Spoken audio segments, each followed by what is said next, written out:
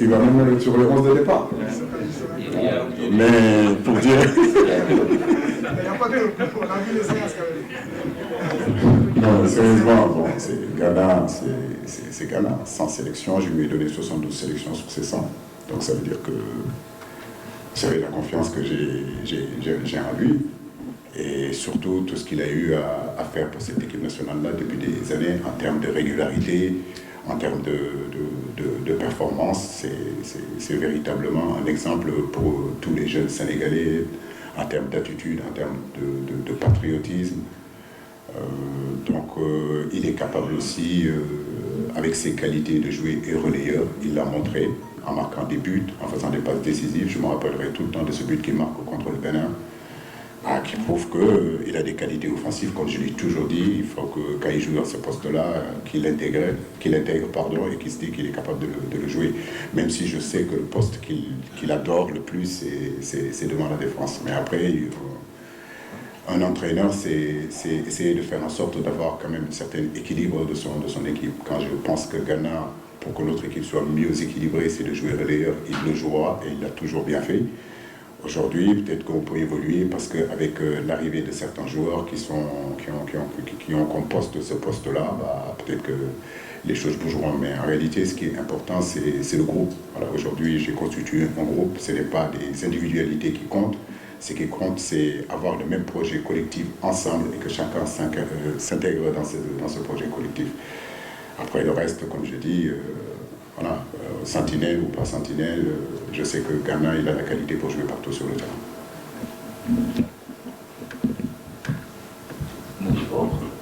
Ligue droit, sentinelle, c'est pas un problème pour moi. Je suis plus dans cette optique de... non, pas gardien, je suis trop petit. Je suis plus dans cette optique de prouver quelque chose ou d'essayer de gagner ma place. Je suis plus là pour aider l'équipe à avancer, à gagner des titres et surtout aider les jeunes à bien s'intégrer, aider le coach sur les messages qu'il peut transmettre au groupe.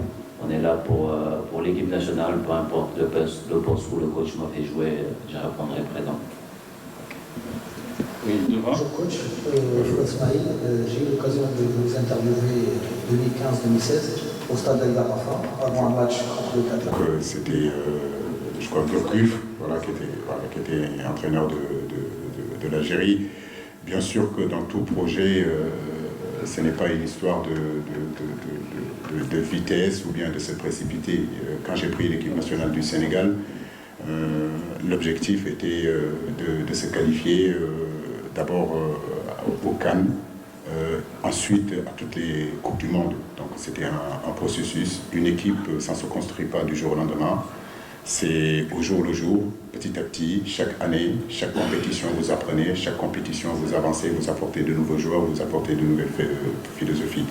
Maintenant, pour le bon comportement, j'ai envie de dire, des équipes nationales du Sénégal, je crois que c'est un projet aussi qui est en collaboration avec les clubs. Aujourd'hui, on a deux centres techniques, que ce soit Guerrero, que ce soit aujourd'hui Toubab Dialaw, qui nous permet, si vous voulez, dans toutes les catégories de notre équipe locale, des U17, des U20, des U23, de pouvoir nous regrouper et avec nos entraîneurs aujourd'hui qui sont là, qui sont très chevronnés, qui ont énormément d'expérience, qui travaillent beaucoup. Je peux citer Pape Thiaw, je peux citer Malik Daf, je peux citer Céline Sayou, pour ne citer que, et même le football féminin aujourd'hui, vous voyez qu'on est en train de travailler pour progresser. Et je crois que ça, c'est une volonté fédérale, une volonté de la Fédération sénégalaise de football, mais aussi mise en place par le directeur technique Maya Sinmar. C'est ce qui fait que la sélection a continué à progresser. Si vous le regardez de 2019 à aujourd'hui, il y a beaucoup de joueurs qui sont rentrés, qui sont sortis. De 2015 à aujourd'hui aussi, beaucoup de joueurs qui sont rentrés, qui sont sortis, mais l'équipe continue à progresser et je crois que c'est ça qui est important. Chaque compétition a ses réalités, a ses vérités et nous devons nous adapter pour progresser. Et ce processus-là, effectivement, on l'a réussi. Maintenant, il faut qu'on continue à maintenir le cap pour justement tenir cette équipe-là, à garder la performance qu'il est en train d'avoir depuis pratiquement 5 ans ou 6 ans. Bon, je pense qu'on a appris, ça nous a déjà servi pour, comme je l'ai dit tout à l'heure, pour la dernière finale qu'on a su jouer contre l'Égypte. Et parce qu'on a su gagner ce match-là, ça veut dire qu'on a pris de l'expérience. Et c'est quelque chose qui est fondamental quand on arrive en finale. Et parce que contre l'Algérie, c'était notre première finale, donc on n'avait pas d'expérience. On a su mieux le gérer contre l'Égypte. Et pour le match de demain, je ne vais pas vous dévoiler ce qu'on a préparé pour l'Algérie, parce qu'on a préparé quelque chose avec le staff et avec toute l'équipe, parce qu'on a envie de gagner ce match-là, et surtout on a envie de faire du plaisir, de donner du plaisir à notre peuple et à notre public, et surtout de prendre du plaisir aussi sur le terrain, donc on verra bien. Je vais prendre deux autres questions. Oui, madame. Bonsoir. Bonsoir, Ghana. Après,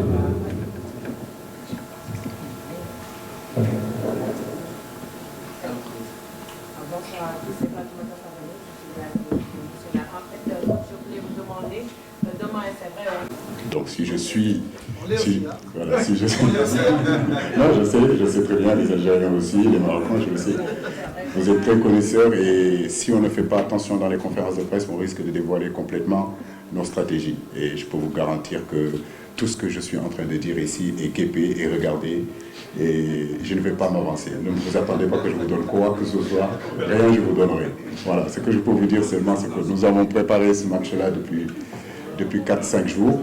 Et aujourd'hui, on est prêt à affronter cette équipe de l'Algérie, qui est une très grande équipe, qui fait partie des meilleures équipes d'Afrique, on le dit, on le répète encore. Et je crois que ce sont ces matchs-là que le continent africain aussi a besoin. Et tant mieux, demain, comme je l'ai dit, ce sera le Mali, j'espère que le Maroc viendra ici, et j'espère que la France viendra jouer ici. C'est à ce niveau-là, je veux dire, que cette équipe-là est actuellement. Il y a quelques années, on n'aurait pas choisi un match comme ça. Peut-être qu'on n'était pas assez outillés ou bien assez prêts pour recevoir ce genre de match. Mais aujourd'hui, la progression de cette équipe nationale, c'est ça, c'est de pouvoir jouer justement des très très gros matchs et ne pas avoir peur de venir jouer chez nous. Voilà, ça c'est important. On a aujourd'hui une infrastructure qui est là, qui est magnifique. Regardez où vous êtes. Et qu'on ne peut pas se permettre, si vous voulez, de rester pendant 2 ans sans pouvoir compétir ici parce qu'on a peur de recevoir des grandes équipes ici. Ça, ce n'est pas possible. Donc nous sommes très heureux de recevoir les Algériens. Et demain, je pense que pour le public africain, on essaiera de donner la meilleure spectacle possible et Inch'Allah gagner. merci. Oui, monsieur. Bonsoir, coach. J'ai envie de dire que laissons le temps un petit peu. Ce que je regarde, en tout cas, c'est que c'est un phénomène. Beaucoup de joueurs africains, pas seulement sénégalais, algériens, marocains, tunisiens, nigériens. Je veux dire qu'aujourd'hui, c'est la destination préférée de tous les joueurs africains. Après, comme je l'ai dit, l'Europe reste quand même l'Europe, mais ailleurs aussi, il y a des choses qui sont en train de se faire. Aujourd'hui, c'est un petit peu trop tôt de m'engager sur ça. Laissons d'abord ce championnat se mettre en place avec toutes ces stars qui sont là. Mais le peu de choses que j'ai vues, en tout cas sur ces 2 premiers mois, ou bien ces 3 premiers mois de début de compétition, ça a beaucoup changé par rapport à il y a 2 ans ou 3 ans. Donc nous espérons que ça continuera en tout cas à progresser et que ça sera la destination de tous les footballeurs du monde, pas seulement que les footballeurs africains. Merci.